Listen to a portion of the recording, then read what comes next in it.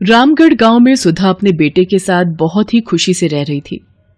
सुधा को पिज्जा बहुत पसंद था। गौरव बेटा, आज मेरा पिज्जा खाने का बहुत मन कर रहा है, बाजार से जाकर मेरे लिए एक पिज्जा ले आ।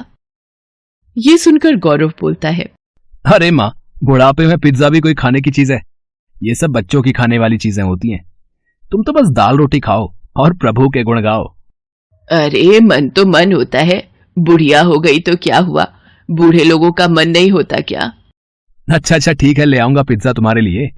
तुम तो गुस्सा हो गई, मैं तो बस मजाक कर रहा था। गौरव अपनी माँ के लिए पिज्जा लेने चला जाता है। कुछ देर बाद गौरव पिज्जा लेकर आता है और दोनों मिलकर मजे से पिज्जा खाते हैं।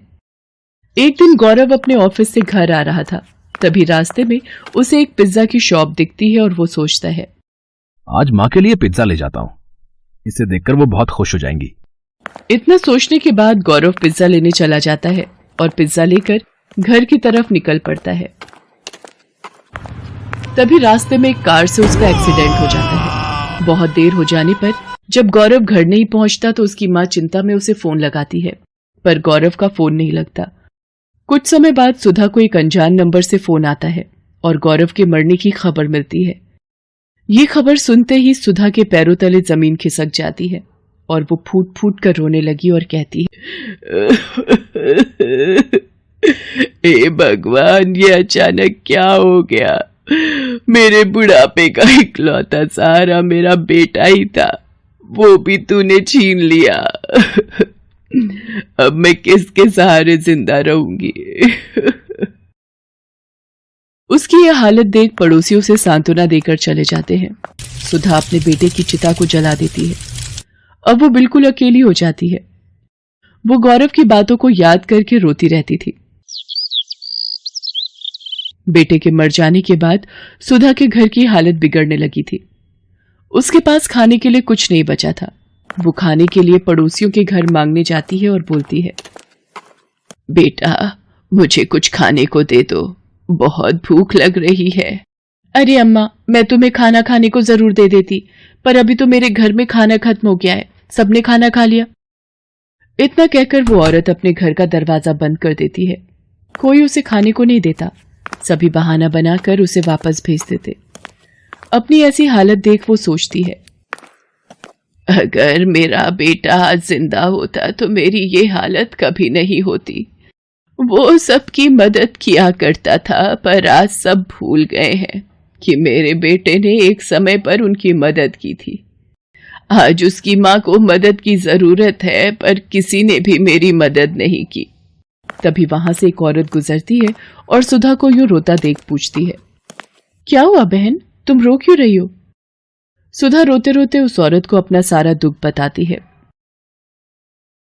क्या बताऊं बहन, मेरे बेटे के मरने के बाद मुझ बेसहारा का इस दुनिया में अब कोई नहीं है।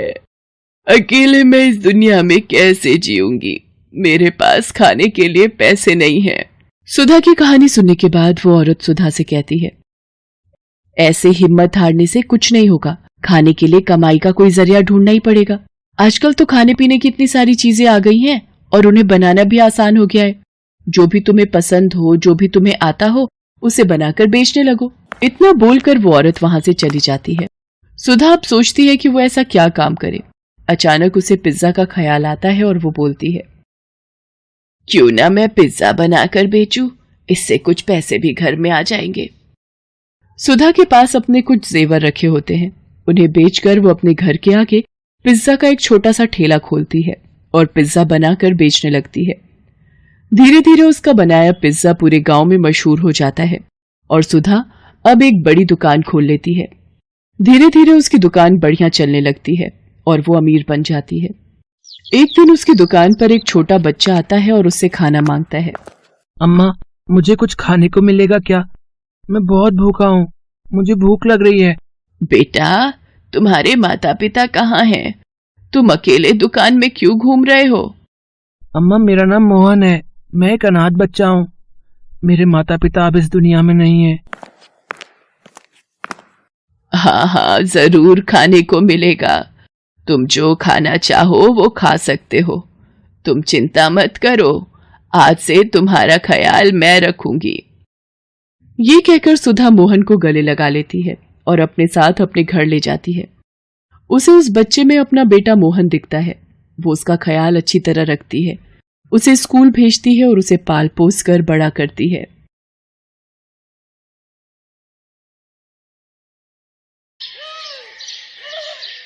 मुन्नी अपने 5 साल के भाई के साथ रेलवे स्टेशन पर टॉफी बेचा करती थी, पर वहां पर उसका व्यापार कुछ ठीक से नहीं चल रहा था, इसलिए वो फिर से सड़क पर ही टॉफी बेचने लगी। थोड़ी दूरी पर एक पिज्जा के ठेले पर बहुत सारे लोग पिज्जा खा रहे थे। मुन्नी ने ये देखकर, भला यहाँ इतने सारे लोग बैठकर क्या खा रहे हैं, ये क्या है, ये सोचकर मुन्नी उससे पिज्जा खरीदकर खाने लगी। उसे वो बहुत स्वादिष्ट लगा।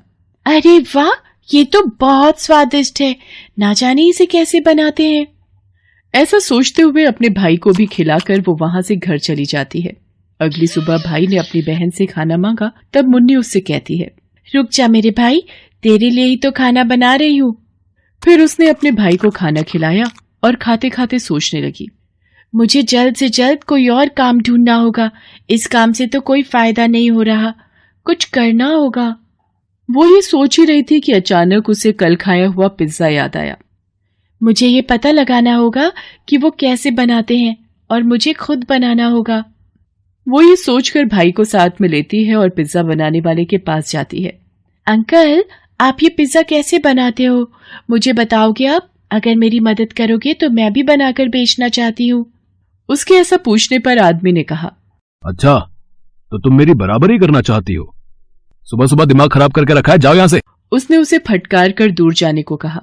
ऐसी बात नहीं है, एक बार मेरी बात तो सुनिए।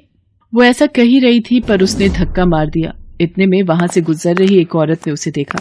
अरे क्या हुआ, क्या हुआ बेटा, और आप इस तरह बच्चे को क्यों ढकेल रहे हैं?